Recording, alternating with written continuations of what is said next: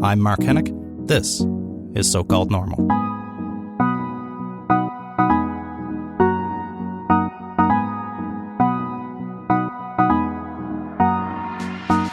Hey folks, welcome to So-Called Normal. I'm Mark Hennick. Today on the show we have Instagram influencer, actress, all-around beautiful person, Kenzie Brenna.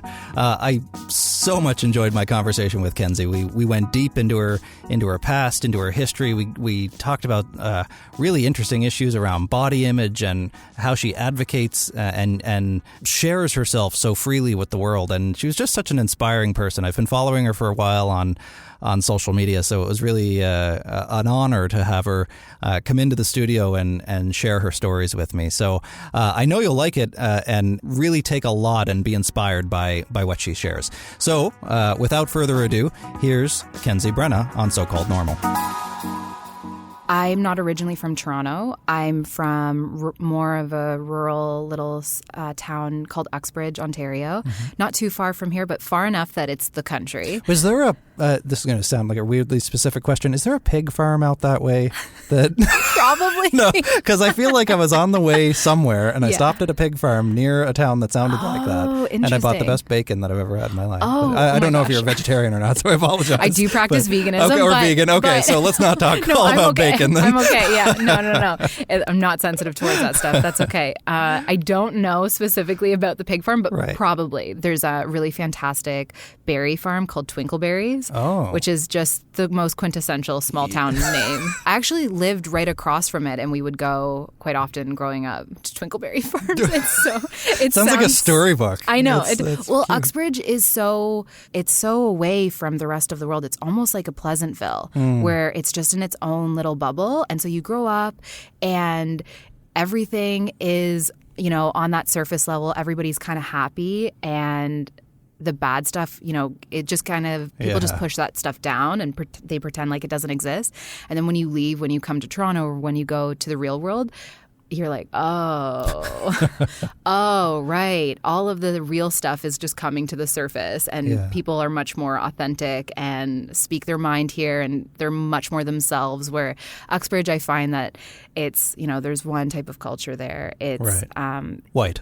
Yes, that is exactly it. I'm glad you said that. Yes, exactly. I grew up in a probably not as small of a town, but a small city on the East Coast as well, which was very much my experience. Totally. And then there's like something that's really wholesome about small towns too.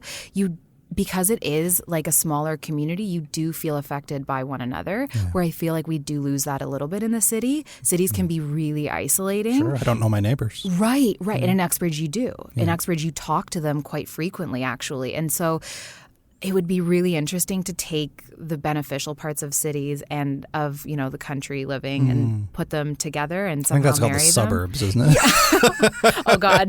But I don't want to live there either.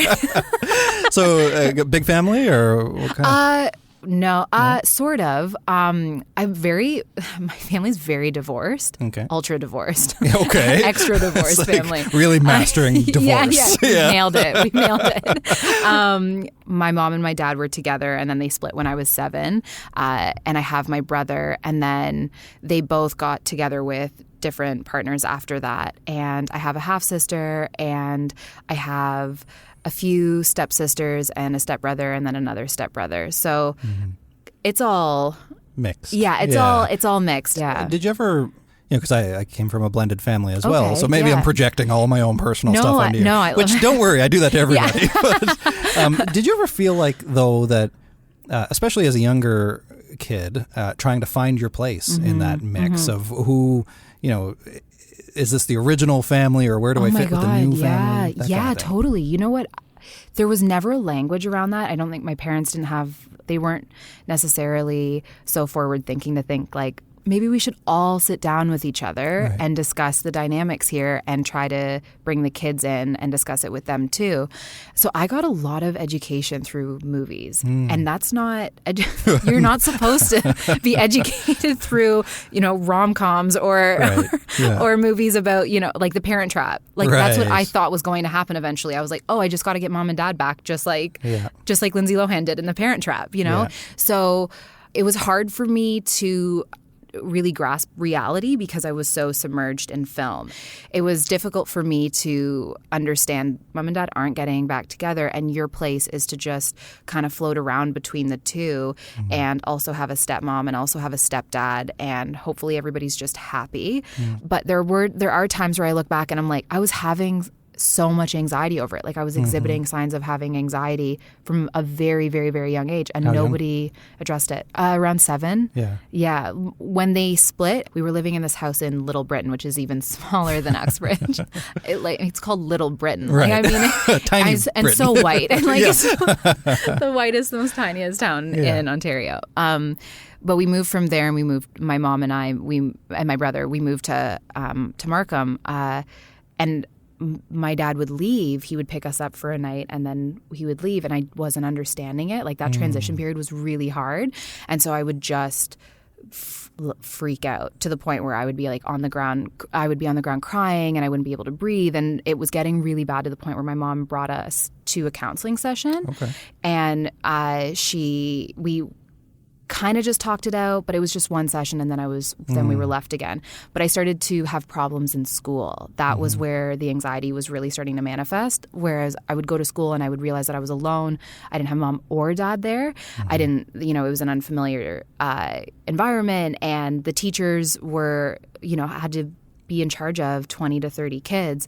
And so I would start to just get up and I would start to cry, or I would just get up and just wander and start walking around the classroom and just start to kind of want to be by their desk, or kind of just, or even just be a nuisance, like not wanting to do my work and just, and that's happened, looking back now, I mean, that's happened from the time that I can remember to just, and then when they would sit me down to try to do my work, it's like I couldn't learn. Like I was so anxious that I couldn't learn and I couldn't focus. And I constantly asked to just like go home and see my mom, and I'm feeling sick. I don't want to be here, that kind of thing over and over and over again.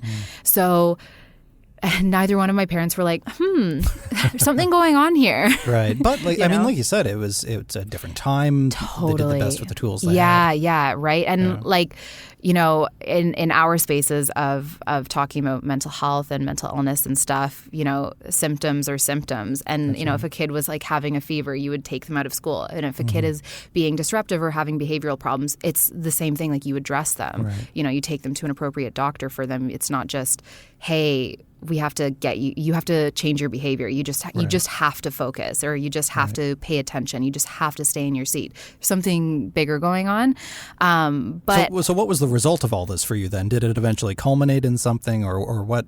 Did you ever get help for these struggles? Yes, and no. The anxiety never really went away. It ended up.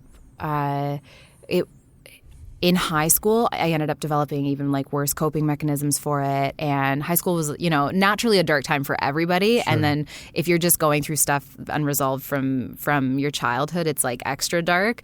Another layer of dark on there. What do you mean by that? How did you cope? I started self-harming, and I started having more problems with eating. That was something that that happened when we were moving around after the first initial divorce. When we were moving around, we moved from Markham to Stouffville, and then went to Uxbridge.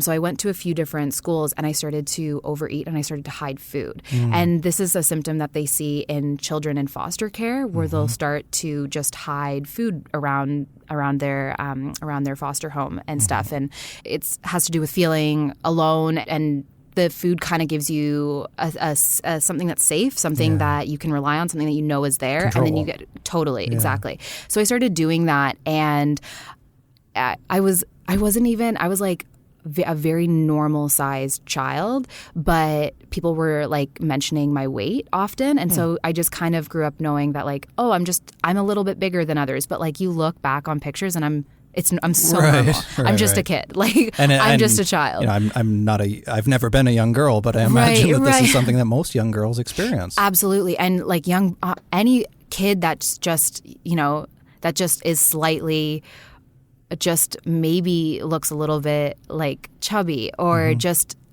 like wanna, it's just so normal though. It's just that's their body. That's, and So with me and doing little things like binge eating when no one's around and doing that as a kid, and then also having people comment on my body and my weight and stuff, and just little stuff like, oh, that's baby fat and you'll eventually grow out of it, having those types of comments, or like when you become a teenager, you can start dieting and then it'll like come off. You just like little stuff like that. That when I did become a teenager and you're going through those self-actualization moments of, wow, I'm a person and there's this society and that's affecting me and I'm affecting it. You start to really conceptualize of like, what's going on with me and like, why am I messed up or why do I have these problems? But I didn't have the tools to also fix them. And so I just started to just express myself in really like just negative ways, like self-harming or restricting food, and then unfortunately binging because I was just so hungry. Was your relationship with food or the restricting food, was that another form of self-harm or was it something else? I think it's definitely a form of self-harm objectively, but I think but subjectively, I think it's a form of control. If you restrict, then you're doing good. If you restrict, then you are following the rules of, this is the way to become thinner. This is the way to eventually get happiness. You just you restrict and limit your food intake and stuff. And then, when you binge, you feel so guilty that then it's so cyclical. It just starts again. I'm fascinated by this idea of control in particular that you've mentioned that, especially with young kids who feel out of control with everything. They can't control that mom or dad left. They can't control where they live or how they live. Right. But they can control this. I think that's similar for suicide and non-suicidal self-injury as well. Absolutely. Absolutely. And it should be a conversation that we should be having with kids existentially just when they're young, just saying like, there's a lot out of our control. Yeah. We really only get control, even this is, debatable. We only get control of how we react to things. But that's, of course, when you're made up of like chemicals and neurons and and a nervous system, like really what's in your control, like how much free will do we really have? This is such an interesting area for me because I'm a big proponent of this idea of free will in theory. Totally. It's a really great theory. It is. But then again, I also don't want to, and I think this is a problem in the mental health space, I don't want to bang the drum so hard on biological determinism that people think they have no free will, that they're a victim of their brain. Well, you're not. Right. You can tell your brain what to do. Right, yeah. And then it goes in the opposite direction too. Absolutely. Yeah, and I think like opening up that conversation is really important and understanding that like it's so everybody falls along the spectrum somewhere of how much one is affecting the other. And I love that I'm now in that space where I realize that and I recognize that, where sometimes I'll have thoughts of like just unconscious thoughts of like, maybe you should check the stove. Maybe you should like check the door like one more time, like 3 times isn't enough. And then I'll realize that like, oh, actually I have freedom in this choice right now to either go and check the door or check the stove, or I could challenge myself and expose myself to my fear and not. And that's taken a lot of practice, but also it's so rewarding afterwards when you're able to just challenge and get over those humps. But I think that I try to tell people this in our space all of the time, that of course you have a choice, but also like it's okay sometimes to just do things automatically. Like that's what we unfortunately were victims of our automatic behavior all of the time. Where we just jump to something, we just have one thought to 2 thought, 3, and then 1,000 thoughts all of a sudden consume you, and it's really difficult to get control of your mind. And so I think that when we're kids growing up, having these conversations with kids, like we don't get to control the way that the earth spins and the way that we're in this massive universe, and none of us actually asked to be here. We could have those conversations as children and have them and have a framework of control and everything, or just like their place in the cosmos, but we don't. Well, and give them more control over some things, right? That they can make some decisions in their life. I've been talking to one of my best friends about this. She has a 6-year-old daughter, and giving the daughter control over how much she wants to eat, like not forcing her to finish what's on her plate, has been really powerful, because kids know best. If your child is objectively under eating, that's a different story. But most kids don't They will eat when they are hungry. Well, and this is such an East Coast cultural thing too that I learned was that we grew up poor and of Irish, Scottish descent. Right. So you had to eat everything on your plate because you didn't know where it was coming from next, right? Absolutely. And that's how our parents were raised too. That you don't know when your next meal is coming, so you have to eat it all. However, it's not a coincidence that there's an obesity epidemic in an unhealthy respect, not certainly not in a self-image one, but in terms of affecting their health. So I think that. Part of it is taking in that social and cultural aspect as well. Yeah, absolutely. Totally. There's going to be families where they do live, they're, in a scarcity mindset. Where, that's the word for it. Right. Yeah. And they will either even hoard resources because they don't know if they'll get them back again. They don't know if they'll have, the finances to be able to purchase them again. And so keep everything now and eat everything that's on your plate because who knows if you'll have it. And then there are people that live quite comfortably that still that will still force kids to eat past their comfort level or eat stuff that they genuinely don't like and they don't want to eat. Right. And you understand it from a perspective of you want them to get their greens and you want them to get their fruit and stuff, but there just has to be a better way of doing that instead of kind of having them have this messed up relationship with food from the beginning. Like food should always be a place of, I'm enjoying this. That's why I'm eating it. And it's nutritious for my body and that's why I'm eating it. This is fuel. It should never be like, I have to eat this, unfortunately. I don't want to eat this right now, but I'm like...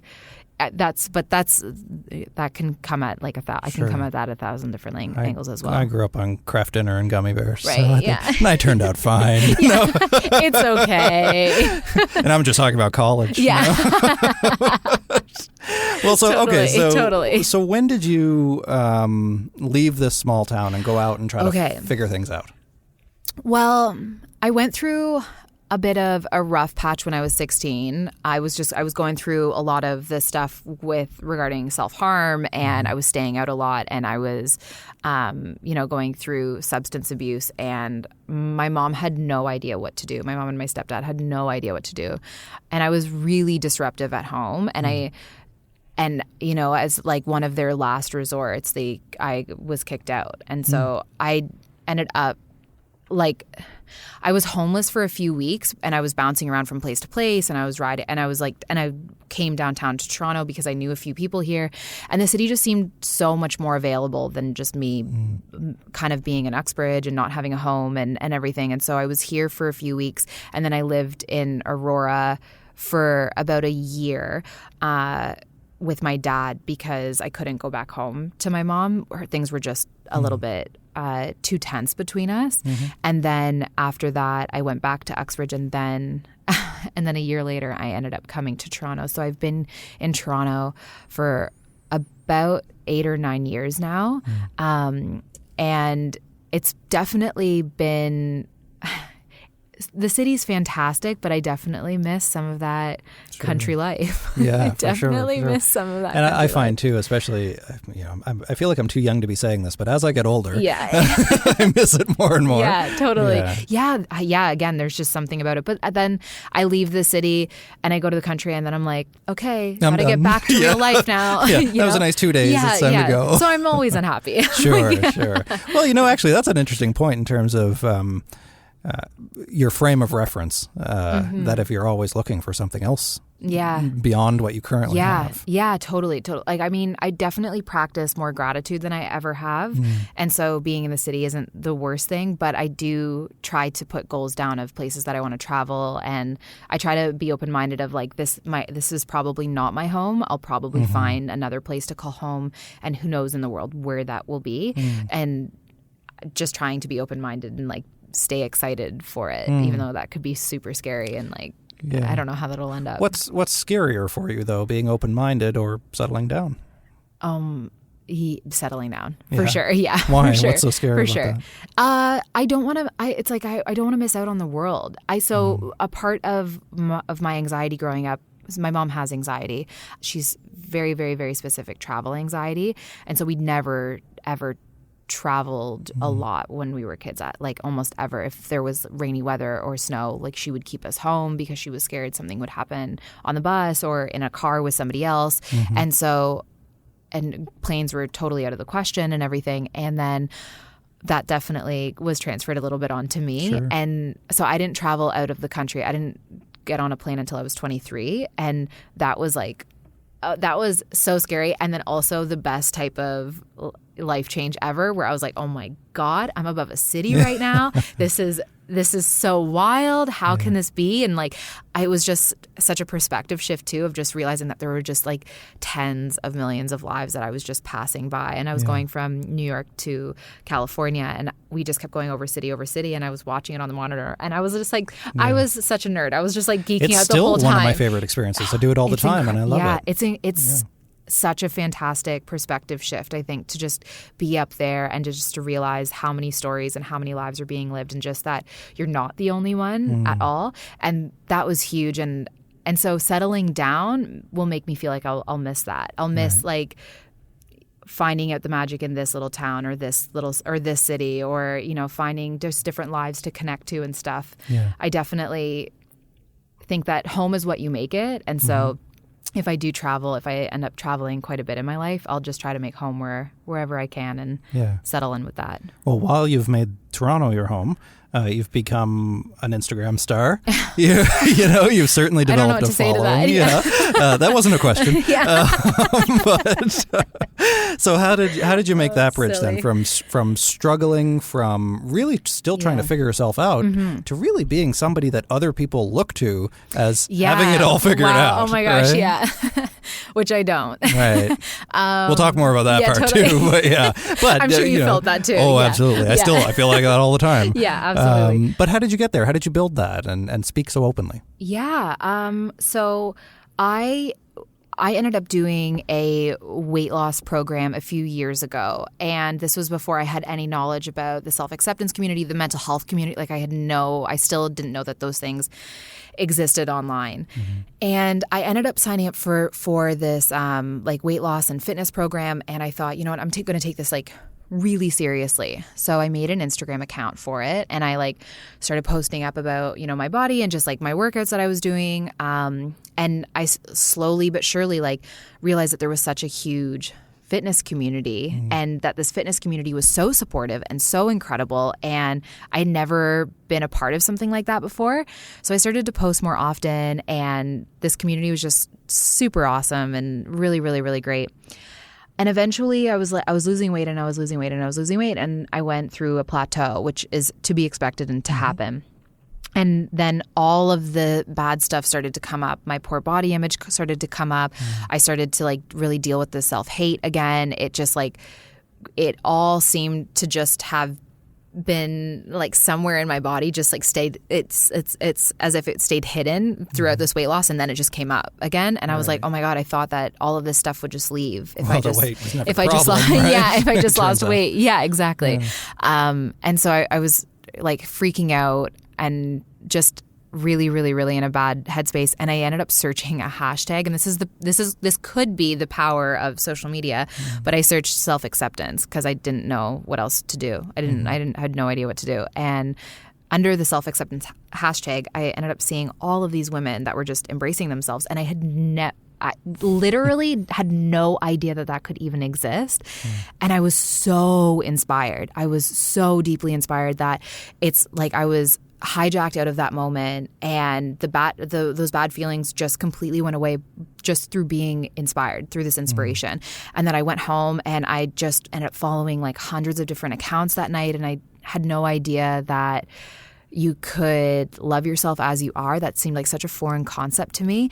And then the next day, through being that inspired, I just took a photo of myself in my sports bra and my leggings, just sitting down how I looked, and not hiding anything, not posing, not in a fitness related picture. I just was existing. And I posted online, and I was like, oh my God, I can't believe I'm doing this. This is so scary. What the heck? And from that moment on, I've just been progressively getting more and more transparent with my journey online, and trying to open up about stuff and trying to connect with others with their own journeys. And I ended up developing a mental health narrative and diving into that community, and then diving into the body acceptance community, and from there just growing the community, the self-love community, and just trying to be an advocate of self-love and self-knowledge and mental health and self-care.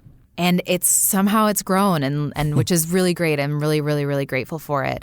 And it's the best. It was just so unexpected. Like it's so wild that I posted that photo, because I was the type of person that, like, I would never even be with my partner unless it was like any boyfriend that I ever had. It would be like lights off, like let's just like. I was so uncomfortable with my body that for me to publicly post about it was so not Kenzie. And now it is. And now, I took the leap, and it was the best leap I've ever taken. So what have you learned then about self-love, about body acceptance, self-esteem, all of these things that you didn't know when you started this out, when you first posted that picture? I thought when I first started the journey, similar to the weight loss journey, when you first start it, you think that like, okay, I'm going to take care of all of the bad stuff now. Like, I'm going to take care of all my unresolved issues now. And you realize that like you don't live in a vacuum. So society is always going to kind of be there. There's always going to be these hurdles to get over. There's always going to be billboards of women that don't look like you, or men that don't look like you, or whatever it is. And you're just always going to have to remind yourself that that's what we're fixing. That's like what we're trying to change. Because there's moments where I'll still come to a place where I'm like, oh, I don't feel good about myself today. I'm not confident. I don't think that I'm that intelligent. Like, I don't know I just don't feel good about myself. And then that was surprising me a year into the journey of where I was like, isn't this supposed to go away? Aren't I supposed to not deal with this anymore? And it's not that you won't ever deal with it again. It's just that you deal with it differently. It's that you deal with it less, or you deal with it differently, or you have healthier coping mechanisms. You reach out instead of internalizing it. You don't isolate yourself. You check in with your community. You self-care. You practice whatever self-care rituals, that bring you to a place of well-being. It's instead of, harming yourself, or instead of isolating, or instead of keeping secrets, or not telling anybody what you're going through. It's just you deal with it differently. And so it affects you differently. It might not affect you as deeply as it did before. It might not stick around as long. You might bounce back. You have more resiliency, and there's less of a period for you to recover in those bad moments. Right. A lot of young people, especially who reach out to me, I notice a similar theme in things that they say. And I'm wondering if you notice this too, where they almost have this narrative of why did this have to happen to me? Why did I get cursed with this when everybody else is so normal, everybody else is fine? Why did I pull the short straw and get cursed with this? And, why do I have to just manage this for the rest of my life? Yeah. Do you think that that's actually the case, or to a certain degree, is this just real life? This is how living real life is, that we manage these kinds of struggles? Yeah, a little bit of both, actually. I think that the question, why is this happening to me? That's the realest. That's like, you're in it. When you ask that question, you're in it. It's very hard to get out of that perspective. And I felt that perspective like a month ago, where I was like, I don't think anybody's ever felt like this before. Right. And then, of course, there's, the objective part of me, the Kenzie that's like, girl, that other people have felt this before. And you talk about that all the time. Right. But when you're in it, you just have to experience that. Like, I think you just have to realize that you are alone in your head at times. And that's one essence of being human. And I can't take that away from people, because at the same time, that's also the birthplace of all of your creative inspirations and the things that you come up with in your imagination. No one else is there for that either. And so I have to remind myself that there's a flip side to that coin, but there's also, like, I think we have more of those moments of of existential dread of like, I think that I'm the only one that goes through this. Everybody else is normal. What is the meaning of all of this? Why am I here? Why am I being put through this? I think we're pressured into that perspective more than what we should be, just based on society, on the fact that we don't actually we don't grow up checking in with each other. We don't grow up in a 150-person tribe where everybody knows each other and everybody's quite involved with what you're doing and what you're thinking and what you're saying like and how you're feeling. Uxbridge or Little Britain. Yeah, exactly. And so I think we're put through a little bit more isolation than what we actually need to be going through. But some of the greatest perspective shifts that I've had have been out of that pain, out of the pain of I'm so alone. I'm so alone inside of my head. I'm so alone in these experiences.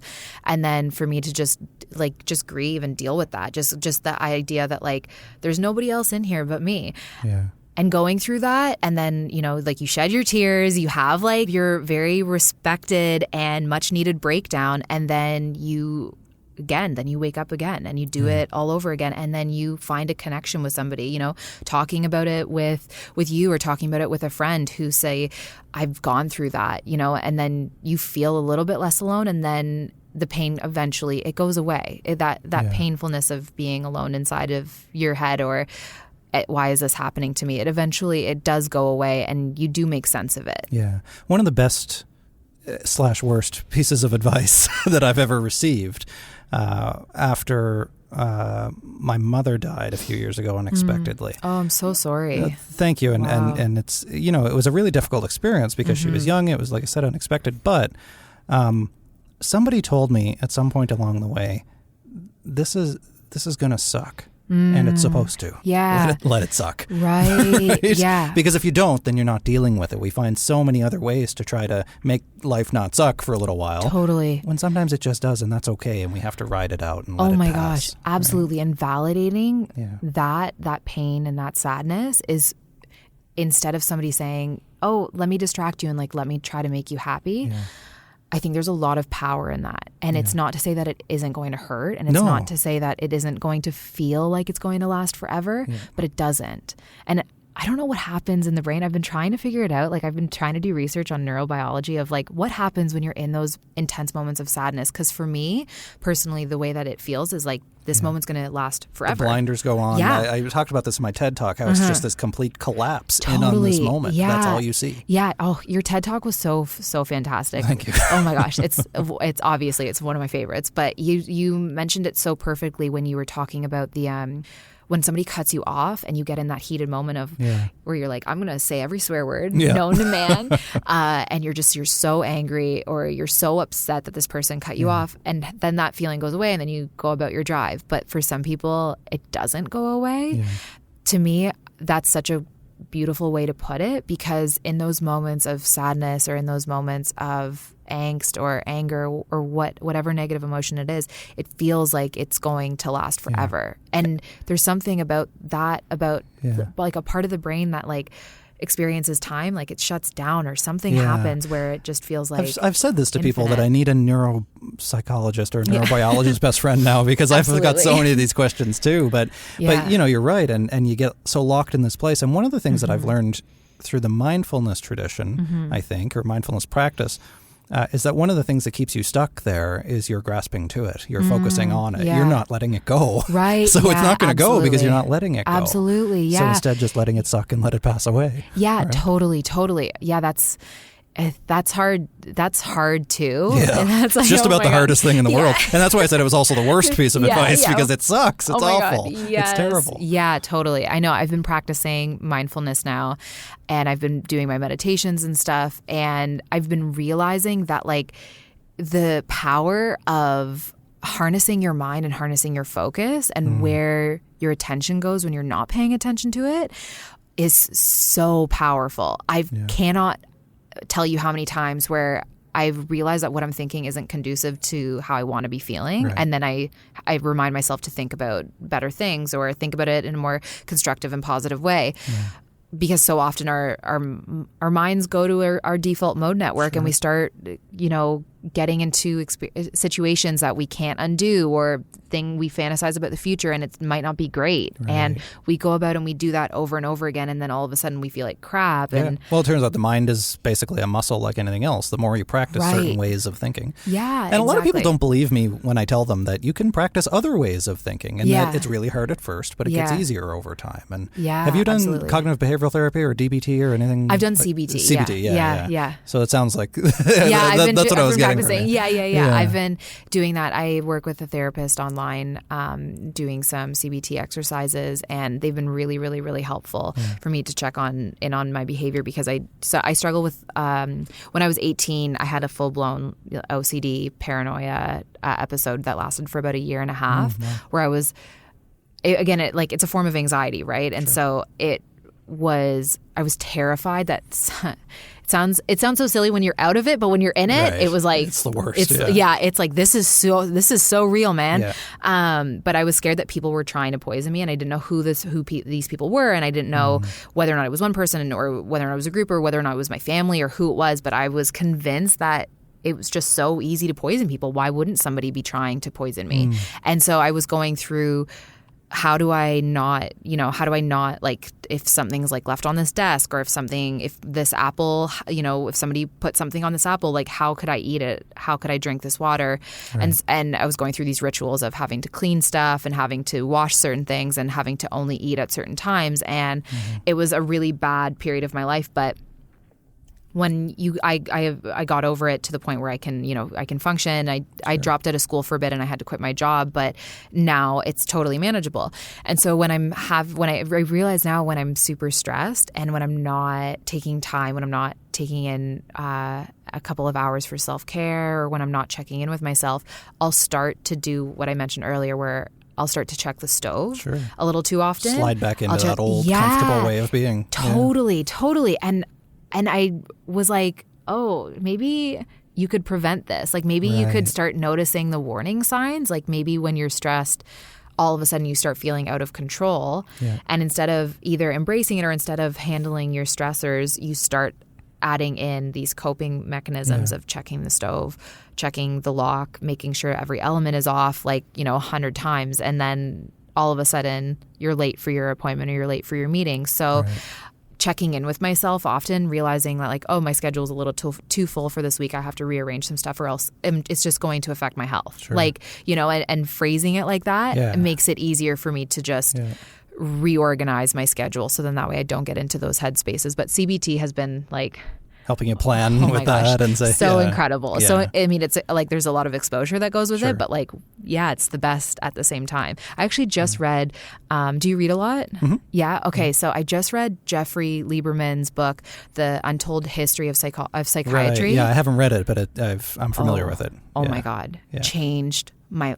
It's one of the best books I've ever. He was head of NAMI or not NAMI, SAMHSA or something like that. Yeah, and he was on the board of the American Psychiatric Association, and he's phenomenal. Everything in that book, you will love it because you will just have so much knowledge of where our therapists are coming from, and just the system that they've come from, and the story between when they were treating the mind as if it was the soul or the spirit, and then the separation between neuroscience and psychiatry, when there was actually what's physicalizing in the brain versus what's manifesting from it, right? And oh my God, it's just so. What a great way to phrase it! Yeah, manifesting from it versus totally, like chicken or egg kind of thing. Yeah, absolutely, and.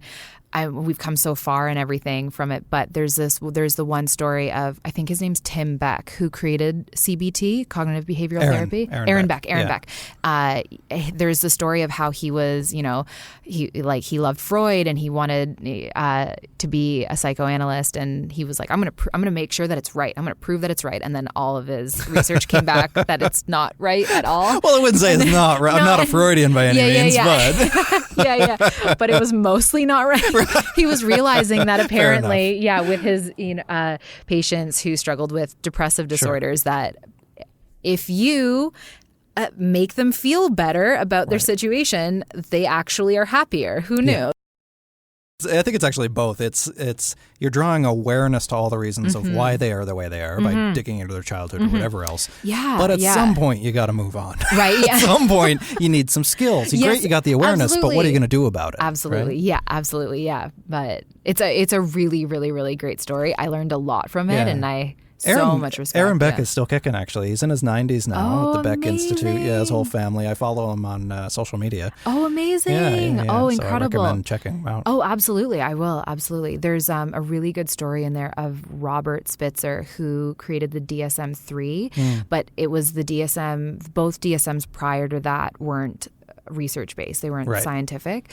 And then the DSM-3, they brought together this task force, which sounds like from a Marvel movie. Like, we're the task force of the DSM. Bunch of psychiatrists, And then they were making sure that everything was coming from objective of empirical evidence, and how so many psychoanalysts push back from it because so much of it was faith-based, and how he was just quite adamant and spent like hours and years just like putting together all of this research and all this information for the DSM-3 to come out, and how it's, you know, transformed psychiatry since and stuff. Well, and there's certainly always controversy on every edition of the DSM now. Yeah, I know. There's a lot of drama regarding that. There's always, That's another thing about the mental health community, is that we're all talking about our experiences, and I think that it's such a broken system that we have of, because somebody might come to me and they'll say like, I'm experiencing this, and, and I'm not a clinician, like I'm not a healthcare practitioner. And so I can just be there for them and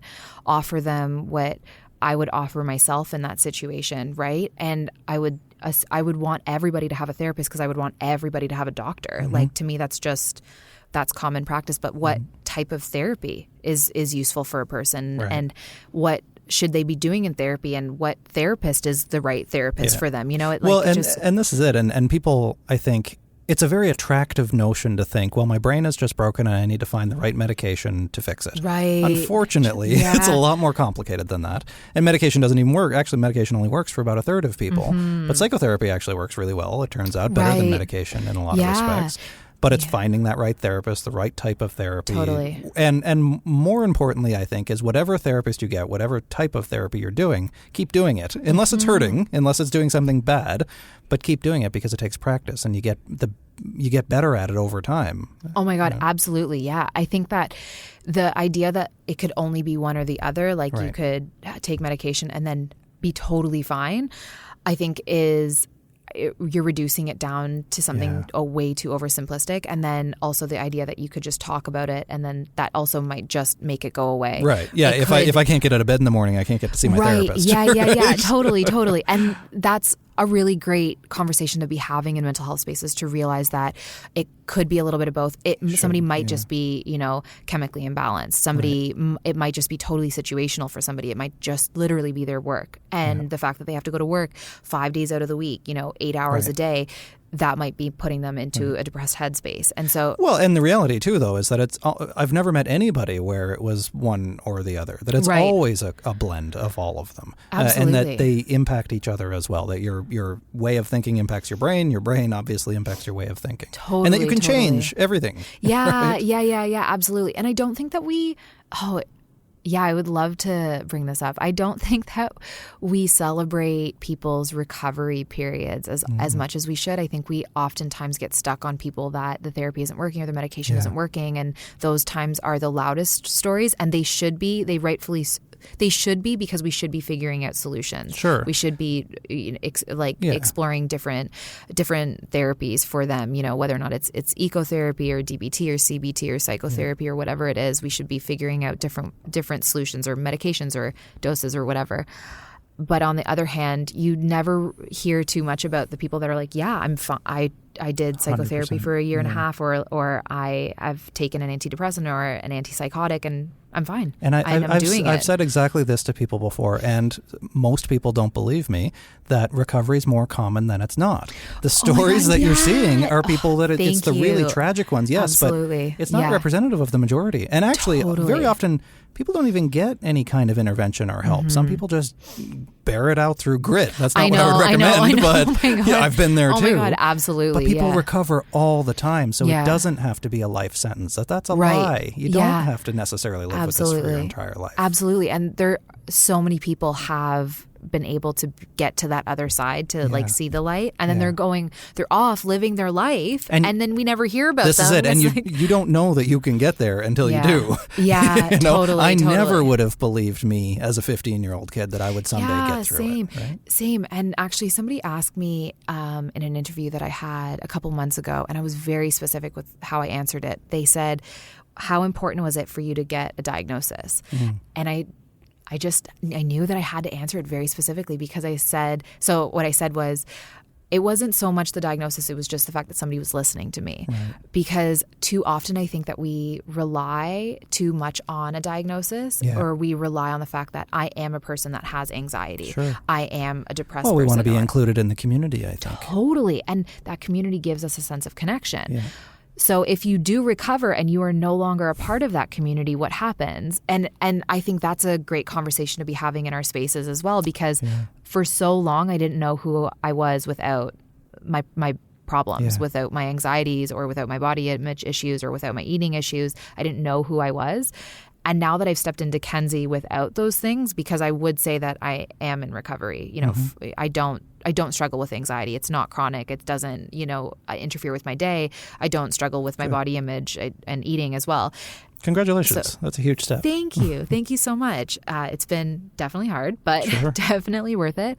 But it's been scary, not being able to be involved in those or not, almost like a victim of myself. Like I didn't know who I was without those struggles. Yeah. Have you gotten anything yet from people within the community? Well, what does she know? She doesn't deal with what we deal with?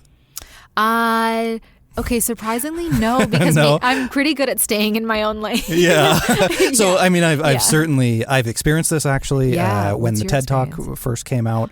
It was that, look at this guy on this stage and he looks good and he's well-spoken and all this stuff. I almost threw up right before I came on stage. Yeah, of course, of course. But it's that image that people perceive, that just because they don't see you actively struggling right here and right now, then it's that zoomed in on that one little moment. Such a great, and having that myopic perspective is so damaging, because then you limit the scope of being human in general. I mean, if you look at any single person, they could have the story of their life could blow your mind. Right. And if you look at people that are predominant, like if you look at white populations that they are middle class and they seem to have it all. They live in the suburbs. They have 2.5 kids. They have, like picket fence and a golden retriever.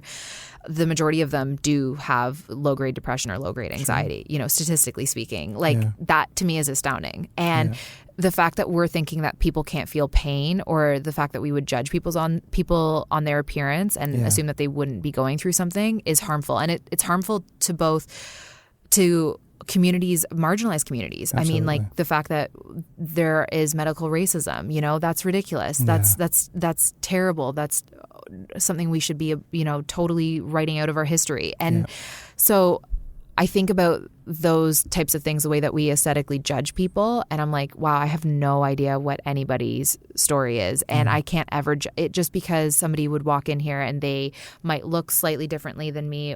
I might have this preconceived notion of them, but I actually have no idea who they are. Right. And so instead of judging them, I could actually try to figure out who they are. Or I could ask them a question about their life. Heaven forbid, Totally. But when, in the past when I've watched your TED Talk, I have thought about, I wonder if he's gotten any comments about the fact that he's in a place where he is well put together and he is articulate and he is telling his story from a place of being much more secure and much more confident, and in not being in a place where telling the story would make you fall back into that situation. Well, I think that out of necessity, and maybe you've experienced this too, people who have experienced challenges in their mental health learn to become very good actors at some point. Right. I don't identify as an actor by any means, but I know how to to communicate certain experiences. I'm not always going to be crying and sad with my black cloak on, and this takes a lot of different forms, right? Yeah, totally. Absolutely, yeah. And even in recovery, I relapse once a year or so, but then I get through it because I know that's my pattern and I'll be fine. Yeah, but that doesn't mean that I don't still experience it from time to time. Right. Totally. And I think like it's a really good, it's a good lesson to show people that somebody could be articulate and could be well dressed and still have dealt with that or still be dealing with something like that, something as severe. I've wondered this before too, and we probably should wrap up at some point. But we can try. We can do that. We can try. But I wonder how much of it too, not to over psychoanalyze our audiences, but how much of it is. But let's do that. But let's do that anyway. Yeah, I don't want to do this, but here we're about to do it. No, but I wonder how much of it, and I try to remind myself of this, is people projecting some of that black and white thinking, some of the stuff that they're struggling with, and then projecting it out onto the world as though that's the real world. Projecting out that person must be okay because they look okay, or that thing must be terrible because it looks or sounds or feels terrible. Right. Really, almost everything is way more complicated than that. Right? Absolutely, yeah. And again, we have to like give up our control of realizing that we don't actually know. We have no idea what that person's life is like. We have absolutely no idea if that community is actually experiencing life happy and carefree and totally set and secure. We gotta leave those preconceived notions behind, but I think that we have to give up an element of we have the world figured out. Yeah, totally. Just being able to say, I don't know. Yeah, I have no idea. Yeah, and that's really uncomfortable for a lot of us to say. I mean, that's uncomfortable for me to say, but the more you practice saying I don't know or saying like that's a mystery, the more that you actually do get to genuinely investigate it, and then you get to add knowledge into it. Yeah, and that's that openness too that you were talking about. Totally. I think that so often I think people resist getting help because that might then admit that they can't do it themselves, that they don't have control, that they don't know something. Yeah, exactly. But that means that you get, I love the idea of new information and new knowledge coming through that's like my happy space is when somebody teaches me something that I don't know or somebody proves me wrong. I love those moments because to me, it's adding value into my like library that like exists in my head where I'm like, oh, okay, that's how that person actually feels, or that's the fact of, something that I've been wondering for a while. Yeah. So I think if more people practice that, they'd be put into more curious headspaces instead of more fixed mindsets. I think, that growth mindset, that I think curiosity really is a key to recovery. Oh my God. I don't know what this is going to do for me. I don't know why this is brought into my life or what it's supposed to teach me, but I'm willing to listen and let it teach me something. Absolutely. I've mentioned that before to people that I don't think the antidote to depression or anxiety or just pain, just like struggling in general, is necessarily happiness, but rather being curious. Yeah. And if you ever ask a depressed person, or if you ever ask somebody who's going through a rough time, like, what are you curious about in the world? Like, you could see their face light up in so many different ways. And if they say, I'm not curious about the world, you could have a conversation of things that you're curious about. And just that, it just elevates you just past, even if it's 1 or 2%, just past a feeling of struggle and pain. It puts you into a different headspace. It just makes you think just a little bit with your imagination. And I think that the power of imagination, the power of curiosity can be life-changing for sure. Kenzie Brenna, thank you so much. What a wonderful note to end on. That was a really beautiful piece of advice, and I'm so grateful for the work that you're doing, for all of the people that you're inspiring. Thank you're you. Doing Likewise. Work. Thank you so much. I appreciate it. Thanks so much for having me.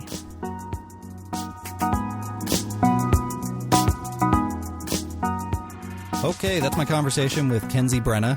That's been one of my favorites so far. I really enjoyed talking to her. And go over and follow her on Instagram, especially all of her social media platforms, but Instagram especially, and to be really inspired by the great work that she does. So thank you for Kenzie for coming in and sharing that with us. I hope you're enjoying the show so far. All of our episodes are up weekly on Mondays. So please head over to Apple Podcasts or wherever it is you get your podcasts, but especially to Apple Podcasts. podcasts. Subscribe to the show.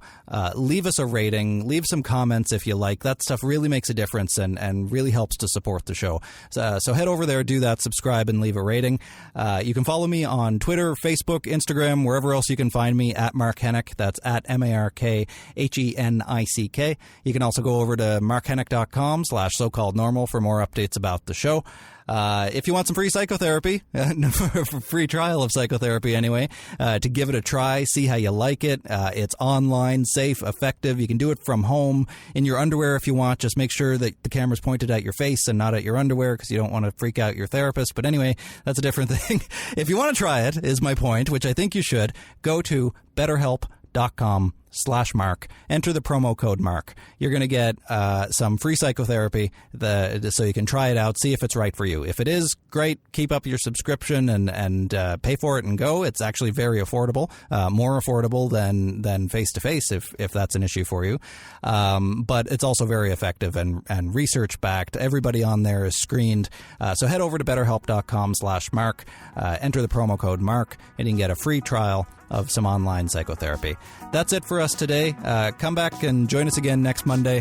It's been a pleasure talking to you, as it is always. This has been So-Called Normal. I'm Mark Hennick. Take care.